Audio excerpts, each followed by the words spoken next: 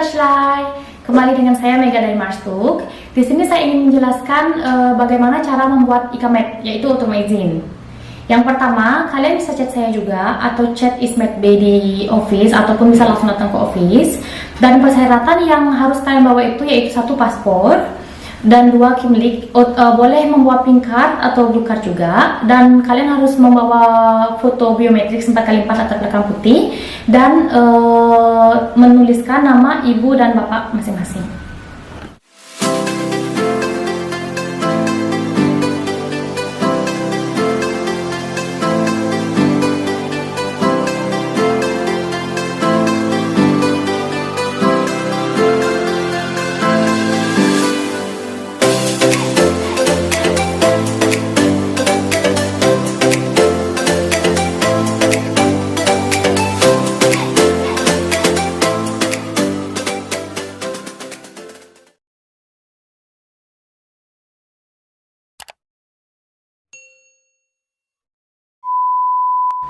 Nah, sekarang persyaratan untuk bisa mengajukan otorma izin itu siapa aja, Mbak? Sekarang saya sarankan nih, kalau misalkan kalian mau membuat otorma izin, diharapkan 1 bulan sebelum, misalkan kalian punya otorma izin 1 bulan sebelum expired masa kimlik.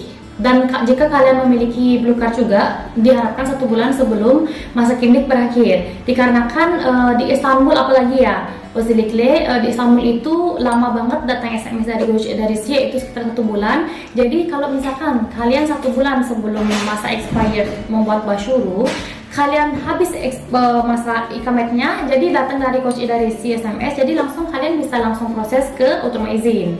Jadi kita nggak memerlukan banyak waktu. Dan jika kalian memiliki blue card tapi kalian ingin membuat otorma izin, kalian tetap bisa, namun sigorta kalian, asuransi kalian itu CGK-nya harus di-cut dulu dan di blue card-nya harus di-cancelin oleh company masing-masing. Jika tidak bakal dikeluarin meskipun kalian proses tetap bayar ke Gojek. Kadang ada yang bisa keluar, kadang ada yang enggak. Jadi yang mempunyai blue card harus CGK di-cut dulu dan blue card di-cancel. Nah, berarti contohnya gini loh, Mbak. Misalkan saya datang dengan visa holiday ke Turki. Nah, kan itu ada masanya 30 hari ya? Iya. Nah, misalkan sebelum 30 hari saya mau mengajukan untuk otorma izin, bisa nggak tuh? Otomatis bisa banget. Bisa ya? Jika bisa 1 hari menginjak Turki langsung buat appointment. Langsung bikin. Itu dah, jadi waktunya jangan sampai lewat 30 hari. Kalau lewat lagi 30 hari nanti tidak diberikan confirm sama Gojek dari sini. Oke. Iya. Nah, sekarang misalkan saya dengar nih kemarin ini ada pengumuman juga ya di Mbak Mega juga, kemudian saya baca juga dari media, katanya ada pemutihan. Nah, itu maksudnya pemutihan itu kita karena waktu awal tahun itu saya dengar katanya tidak akan dikeluarkan lagi otorma izin ya. Iya. Ternyata tiba-tiba ada pemutihan, gimana tuh? Benar nggak tuh beritanya? Iya, benar sekali. Pertama gini, tahun 2020 awal Januari tanggal 1 bulan 1 itu ada peraturan yang menyatakan bahwa orang yang memiliki turis otorma izin, yaitu yang dalam 1 tahun, mereka tidak bisa membuat usatma, yaitu perpanjangan.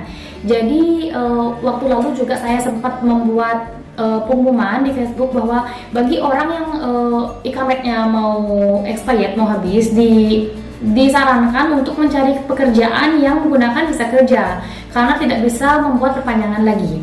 Nah, bulan Maret langsung menyebar corona dan sampai lockdown dan hotel semua, toko-toko semua tutup. Jadi banyak staff yang ngangguran dan mereka juga hotel tutup. Habis itu kita juga ada yang nampung di losmen, ada yang kita pulangkan juga melalui KBRI. Nah, setelah bulan Juni, Gojek dari sih banyak ada pesan mungkin dari orang-orang luar negeri juga bahwa kita loh tidak bisa balik ke negara kita sendiri. Jadi tapi kita tidak mau stay ilegal di Turki. Jadi bulan lalu ada ada pengumuman bahwa Gojek dari sih sudah menyatakan bahwa sudah 100% bagi orang yang kacak, namun kacaknya setelah sudah menginjak tahun 2020. Jadi orang yang kacak sebelum 2020 mereka tidak bisa membuat otorma izin. Jadi sama aja, mereka harus pulang ke negara masing-masing.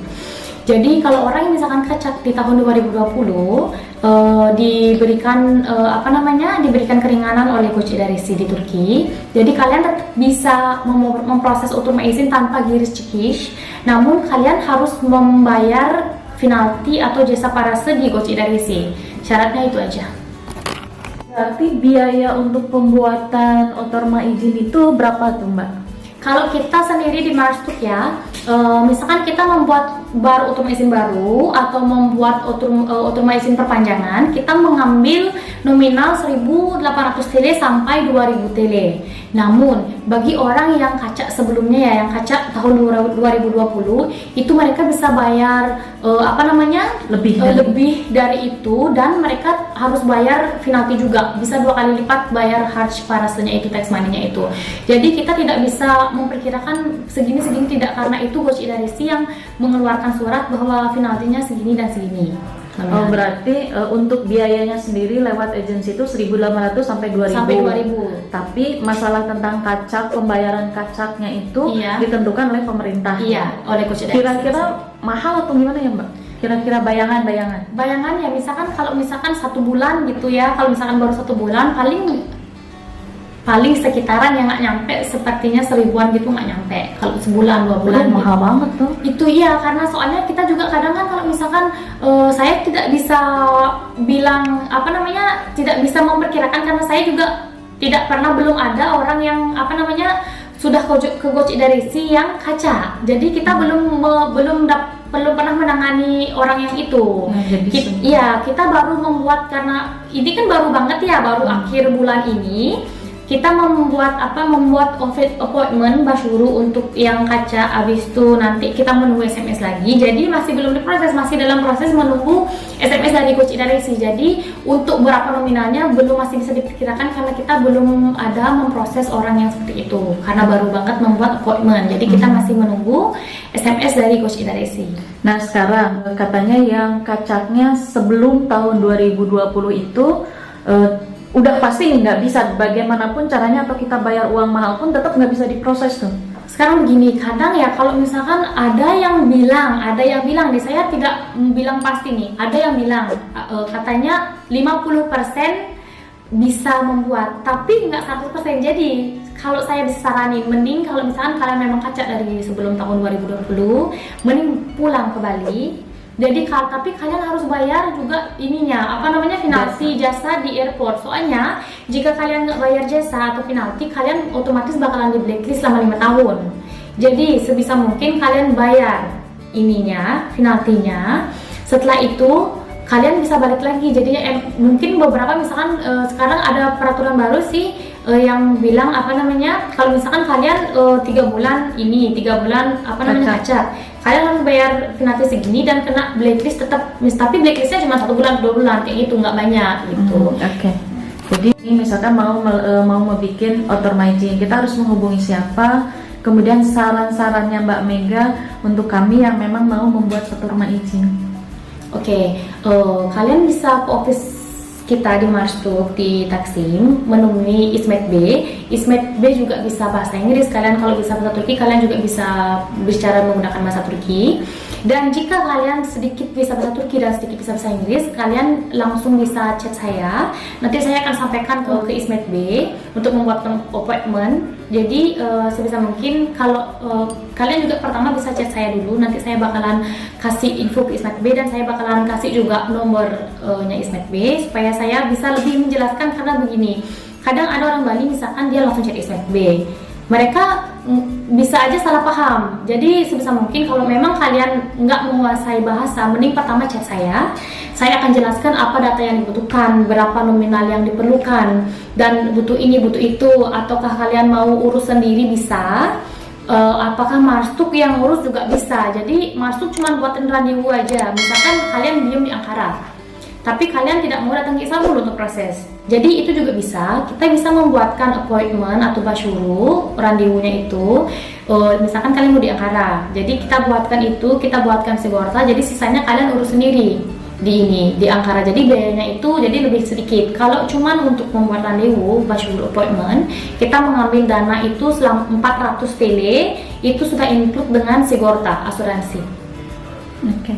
Berarti sangat mudah ya kalau Iya. kita berdasarkan prosedur yang ada.